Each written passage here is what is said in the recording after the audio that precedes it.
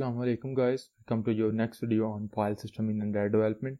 और आज के इस फाइल सिस्टम की वीडियो में जो चीज़ हमने सीखनी है वो ये है कि किस तरीके से हम अपनी एप्लीकेशन के इंटरनल स्टोरेज से एक बाइनरी फाइल को रीड करते हैं अपनी एप्लीकेशन के अंदर। जैसा कि लास्ट वीडियो में हमने एक टेक्सचुअल फाइल को रीड किया था अपनी एप्लीकेशन के अंदर, सेम ही हम इस वीडियो में एक बाइनरी फाइल को रीड करेंगे। और वो बाइनरी फाइल बेसिकली हमने एक दो वीडियोस पहले खुद राइट की थी in the form of an image. हमने एक इमेज को बाइनरी फाइल के तौर के ऊपर राइट किया था अपनी एप्लीकेशन के इंटरनल स्टोरेज के ऊपर। इस वीडियो में हम उसी इमेज को एज अ बाइनरी फाइल जो है वो रीड करेंगे अपनी एप्लीकेशन के अंदर।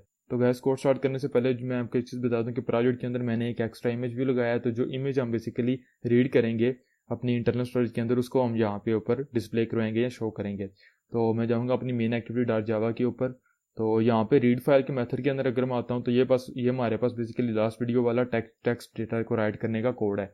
मुझे स्ट्रिंग बिल्डर की ज़रूरत नहीं है तो मैं इसको डिलीट कर दूंगा और इसकी जगह पे इस दफ़ा मुझे बेसिकली एक बिट मैप की ज़रूरत पड़ेगी। तो मैं यहाँ पे एक बिट मैप ऑब्जेक्ट जो है वो ले लूँगा। तो दूसरा तो ये है कि जो हमने इनपुट स्ट्रीम जो है वो ओपन करनी है वो बेसिकली फाइल के लिए नहीं करनी, बस बेसिकली हमने इमेज के लिए करनी है।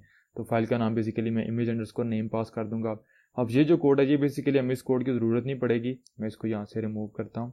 हमारे पास मैं यहाँ पे जो कोड करूँगा बेसिकली होगा बिट मैप।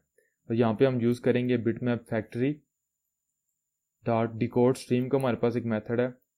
तो इसको बेसिकली यहाँ पे आप देख सकते हैं कि इसके हमारे पास दो वेरिएशन है, लेकिन हम जो यूज़ करेंगे उसको बेसिकली हमने सिर्फ और सिर्फ इनपुट स्ट्रीम जो है वो पास करनी है। तो मैं ये वाली इनपुट स्ट्रीम इस सब्जेक्ट को पास कर दूंगा, सॉरी इस मेथड को पास कर दूंगा।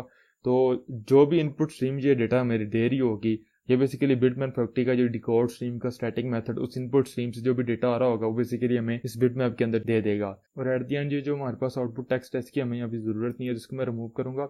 इसकी जगह पे हम यूज़ कर लेंगे image dot set image bitmap.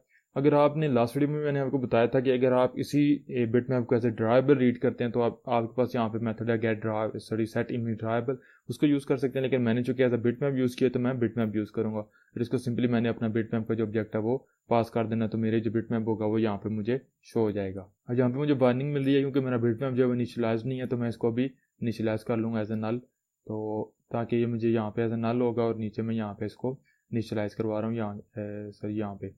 तो मेरा कोड जो है वो गैस कंप्लीट हो चुका है। सिंपली इसको एक दफ़ा रन करते हैं और उसके बाद मैं आपको रिवाइज करवाता हूँ। सो गैस हमारी एप्लीकेशन रन होना शुरू हो गया। अब इनिशियली तो यहाँ पे हमारे पास जो है डिफ़ॉल्ट आइकन है। अब जैसे ही मैं रीड फाइल के ऊपर क्लिक करता हूँ तो हमारी फाइल जो है वो आपने देखा हमें यहाँ पे कुछ भी शो नहीं हो रहा। इसकी एक वजह, अगर मैं जाऊँ अपनी लॉग कैट विंडो के ऊपर तो यहाँ पे आप देख सकते हैं कि मेरी ये जो लाइन है यहाँ पे इनपुट स्ट्रीम के ऊपर मेरे पास एक्सेप्शन आई है। और अगर मैं एक्सेप्शन के ऊपर जाऊँ तो यहाँ पे आपको नज़र आ रहा होगा java.io.file.not-found एक्सेप्शन। और इसने पूरे मुझे data/user/0 और मेरी एप्लीकेशन का पैकेज नेम है फाइल्स, और ये जो मेरे पास फाइल नेम हमने पास किया था वो कह रहा है कि इसको ये वाली फाइल नहीं मिली। लेकिन अगर मैं अपने डिवाइस फाइल एक्सप्लोरर के ऊपर जाऊँ तो अगर मैं यहाँ पे नीचे जाऊँ अपनी एप्लीकेशन के पैकेज के अंदर तो यहाँ पे हमारे पास जो फाइल है वो अवेलेबल है। लेकिन यहाँ पे अगर एक टाइनी सा डिफरेंस आप नोट करें, हमारे पास यहाँ पे ये जो फाइल है जो हमने राइट की थी, हमने फाइल को विद एक्सटेंशन राइट किया हुआ है, लेकिन यहाँ पे जो फाइल नेम हम पास कर रहे हैं वो सिर्फ फाइल का नाम है प्लस एक्सटेंशन नहीं है। तो ये एक टाइनी सा डिफरेंस है जिसकी वजह से हमारे पास ये एक्सेप्शन आ रही है। तो इसके लिए जो है वो सिंपल यहाँ पे फाइल जहाँ पे मैं इमेज का नेम दे रहा हूँ प्लस मुझे कंकैटिनेट करना पड़ेगा .jpg। अब ये जो कि पूरी मेरी जो इमेज का नेम है प्लस इसकी एक्सटेंशन को रीड करेगा तो ऑटोमेटिकली हमारी जो इमेज है वो हमें शो होगी। तो उसको रन करके देखते हैं। सो कहते हैं एप्लीकेशन हमारी अगेन रन होना शुरू हो गया। इनिशियली अगेन हमारे पास यहाँ पे डिफॉल्ट आइकन है, मैं क्लिक करूंगा रीड फाइल के ऊपर। सो गाइस दिस टाइम हमारी जो इमेज थी वो हमें अपनी एप्लीकेशन के अंदर शो होना शुरू हो गई है। तो गाइस आई होप सो आप लोगों को समझ आ चुकी होगी कि किस तरीके से हम अपनी एप्लीकेशन की इंटरनल स्टोरेज से एक बाइनरी फाइल को रीड कर सकते हैं और उसको यूज़ कर सकते हैं हम अपनी एप्लीकेशन के अंदर। इंशाल्लाह नेक्स्ट वीडियो में हम कुछ और जो है वो फाइल की लिस्ट लेंगे जितनी भी फाइल हमारी अवेलेबल हैं हमारी इंटरनल स्टोरेज के ऊपर, या किस तरीके से उन फाइल को डिलीट कर सकते हैं। उसके बाद इंशाल्लाह हम एक्सटर्नल स्टोरेज के ऊपर जाएंगे। आई होप सो गाइस आप लोगों को समझ आ चुकी होगी। कोई भी क्वेश्चन हो, कोई भी कंफ्यूजन हो, you can ask me any time in the comments and please like this video, subscribe to my channel and see you guys in the next video.